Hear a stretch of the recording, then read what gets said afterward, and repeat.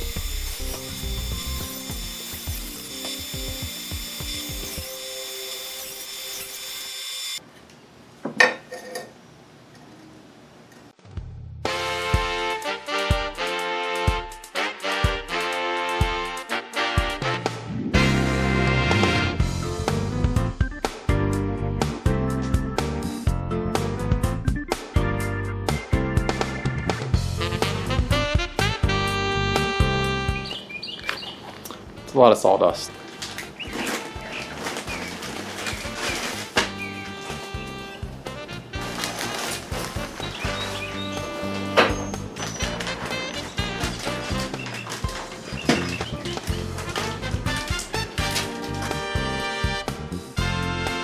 Glue-ups always make me nervous.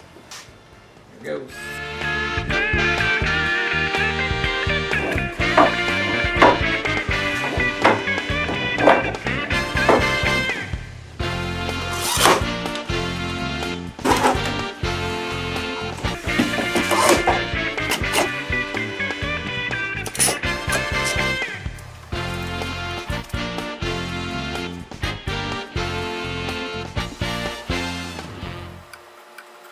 Probably should have used a little less glue.